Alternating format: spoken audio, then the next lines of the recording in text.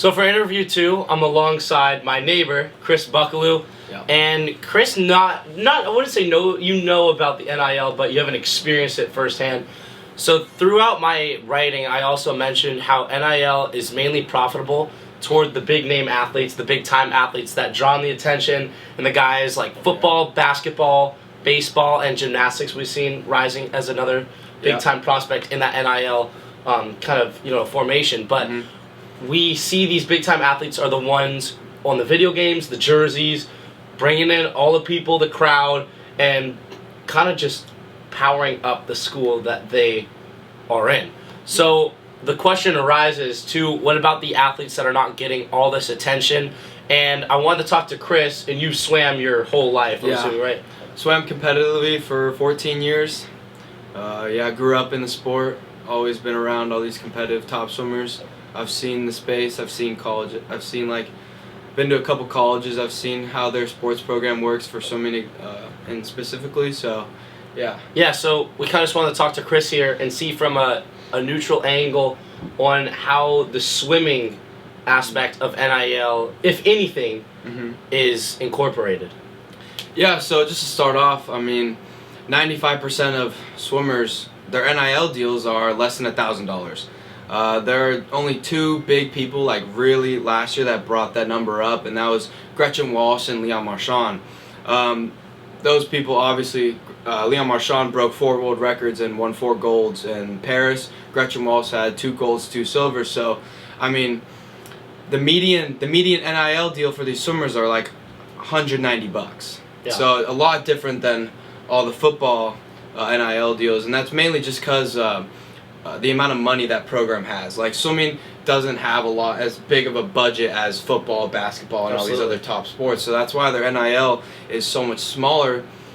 And that's really what it just boils down to. And what's interesting, before the original deal was signed in 2021, that the NCAA corporation announced where athletes were able to gain profits through their personal brands, everyone was the same. You would be on scholarship whether you're swimming, triathlon, cross country, football, basketball, baseball. You all gain the same perks. It was not like one's here type of thing. There was a medium throughout all. You would get your free classes, you would get your free textbooks, living, food, equipment, whatever it was.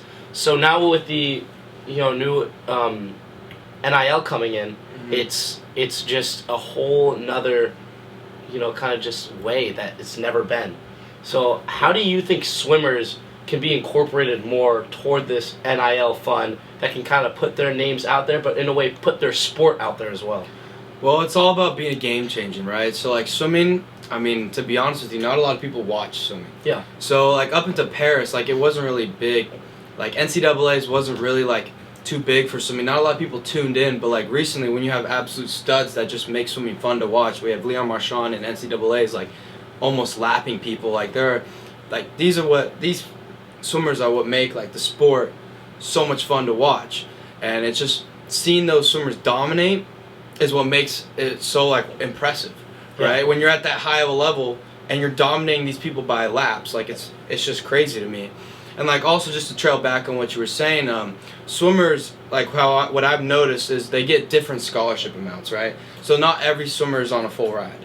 So if you go to one school and maybe you're not the top athlete, you'll get 40% scholarship or 60% scholarship. But if you're those top athletes, you're bringing in 100% scholarship, but they don't really pay you to come to the school. What NIL for swimming is more about they can now brand themselves to Swim Outlet and these other swim stores. Yeah. So what's interesting about it that I personally found kind of cool is, so swimming is not really one of the big ones, but when we look at one of the, as we just mentioned, kind of rising stars in the sports category in NIL, gymnastics, and all it takes, as we've seen, is one person. Livy Dunn, the gymnast on Louisiana State University, is Miss NIL. She is racking up numbers that will set her up for life and beyond. We're talking numbers where her family might never have to work a job, and coming up, that's just it's just incomprehensive amounts of dollars. So through a sport like gymnastics it's such a mind boggle, because gymnastics is not one of the three: football, basketball, baseball, that people are watching. If you ask me, I would think that more people would be watching swimming than gymnastics. Yeah. So I think another aspect of it is the social aspect and how it takes one person. So it took one person for gymnastics in the NCAA world, at least, and that was Livy Dunn. So the question arises, could there be that one person for swimming that could take not only them up the top, but bring the sport along with them? Yeah, so like last year we had Leon Marchand, but like he turned pro. Yeah. Like he's swimming and he's swimming for the French now. He turned pro. So like we got to think about who's coming up next. There's a dude from Tennessee, absolute stud. I forgot the name off the top of my head, but he swims ridiculously fast. Yeah. Freestyle, he broke Caleb Dressel's record in the relay. So there are these like up and coming stars. Like this one kid from University of Texas, we have his name Rex Maurer, absolute stud, broke the American record in 400 free. 402 is insane, right? So the swimming is getting so much faster, and it's like all these swimmers from different colleges are all of a sudden boom, just like hitting spurts. Yeah. And it's just those swimmers by themselves are leveling up the sports now, because now Texas got Coach Bob Bowman, one of the greatest coaches of all time for swimming, right? Like they are the program you want to be for developing, because unlike in football, swimming, it's mainly about your coach to swimmer interaction. So those swimmers develop under great coaches will turn out to be great swimmers. Yeah. So like in football, like a lot of the times, like these athletes will bounce from school to school and just go off of money, but they don't have as good of coach to swim or coach to athlete connection that really elevates their performance. Yeah. Right? So one thing I want to ask you is, NIL is still a recent topic. You know, 2021 is when it sparked up. So where it's at right now, and especially as we've narrowed down into the swimming category, what do you hope to see advancement-wise through the up-and-coming foreshadow of NIL through swimming? So for the foreshadowing of NIL for swimming specifically, I think I'd like to see more involvement with these like bigger schools rewarding those big time performances. Like for a swimmer to just go and break like NCAA records, world records, stuff like this, that is a huge feat. That is a huge feat, and I feel like they should be rewarded for that. And a lot of the swimmers, like swimming's not an easy sport as well. Like you got to spend hours and hours looking at a line for hours. Yeah. Right? You're staring at this line on the floor. And I think a lot of swimmers, they deserve to have somewhat of a way to like brand themselves, because they're putting in all this work, right? They don't get the recognition that football and baseball does and basketball, but they're still putting all this work in. And swimming is a rising sport. Like there are more people that watched this year, NCAA's, Paris. Like swimming is up and coming. I'd just like to see a little bit more recognition for those top swimmers, because those top swimmers are what's going to elevate the sport and push everyone to be better. Yeah. What do you want to see specifically right now through the top swimmers whom you mentioned, to bring them up in the conversation of guys like Ryan Williams, of guys like Jalen Milroe, of guys like Arch Manning, to the top conversation? What do you want to see, not as a sport-wise, but as an individual-wise? What advancements do you think that those swimmers need to do to their game in a way, but their involvement toward the sport? Yeah, so I definitely think that swimmers should be branding themselves better. Like how you said for football, a lot of these college athletes have agents, right? Yeah. But past college swimming, once you get to like professional swimming, you don't really make a lot of money in like the swimming aspect of it. Like you get like, for an American to win gold, you get like $30,000. Like if you win at an Olympics level and get $30,000 for one race of just getting gold, I mean, yeah, that's not really too much. Yeah. And that's at the professional level, the highest level.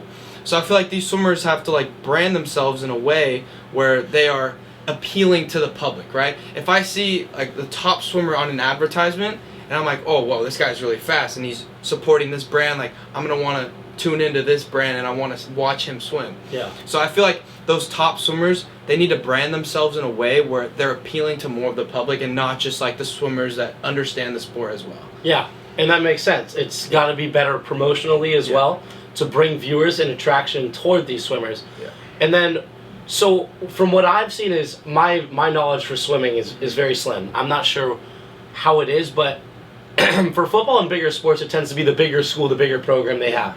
You know, you're not going to go to the University of Alabama and be like, they have a good football team, but not a big basketball team. And then you're not going to go to Brightwood State and be like, this is a powerhouse football team.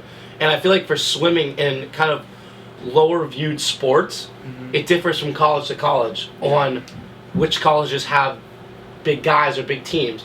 So would you think it would be, first of all, I want to know if that is even true. Is it, so some colleges a little bit have better programs or how it is? Oh yeah, of course, because colleges like University of Austin, Texas, they have these huge facilities. Like when you go into their swimming complex, it's a huge dome, and their coaching staff is amazing. They pay a lot of money for their coaching staff. They pay a lot of money for all the equipment they have. It's mainly just comes down to like the amazing coaches, the amount of money that the school is willing to put into the sport, and then that is basically what's going to get you those results, because University of Texas at Austin has huge pools. They can do long course, short course, break it up, but a lot of these smaller schools, they don't have the money to afford all this equipment and all this bigger and better pools. So that's like, swimming is also decided within like milliseconds and tenths of seconds, right? So it's not really so much as of like lack of talent, but there's also a lack of like ability to grow all these swimmers. Yeah. Right? So a coach like Bob Bowman, he's gonna have more knowledge. He coached Michael Phelps. He's gonna have a lot more knowledge for all these others, for all the swimmers that he's coaching. Maybe a coach at a smaller university isn't gonna have as much knowledge and won't help their swimmers progress as much as if they were at University of Texas, right? So back to what you're saying about there is a difference between these big level powerhouse swimming colleges and these other little colleges. It's mainly just like their own budget.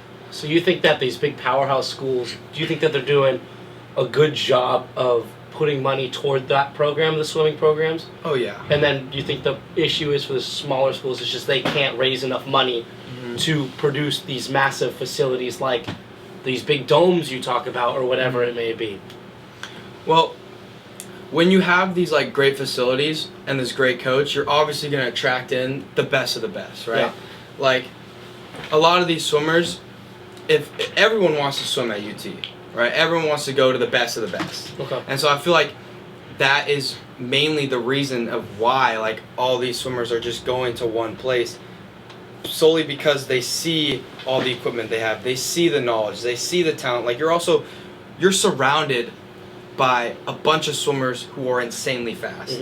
Like when you're around a lot of swimmers who are insanely fast and they have insane goals, you're going to be elevated. Yeah. Right? So if you're at a bigger school with bigger goals, bigger dreams, like you will be elevated, you will swim fast. There will be opportunities that arise. Exactly. So your talent will not go unnoticed. Exactly. And I got one more question for you here. Yeah. We see football, basketball, even baseball. The transfer portal is a big aspect. You know, guys, if you have a good game, we with Joe, we talked about it on our certain one. We said you got a guy at Oregon State who would lead the record for rushing freshman year. He's not going to stay at Oregon State. Yeah. You know, he's going to move. So is that how it is, kind of in the swimming atmosphere as well? Not necessarily. Mainly, see, like the number one prospect for my class 2024 went to South Carolina. Okay. Right. North Carolina. Sorry, excuse me. But it wasn't because of NIL. It was because he saw potential in the coaching. He saw potential in what they have and what they offer, right? And so the only time I've ever really seen a lot of big transfers happen was Rex Maurer from Stanford to UT. But a lot of swimmers stay at their school because every year you grow a better connection to your coach, and they will help you more and more.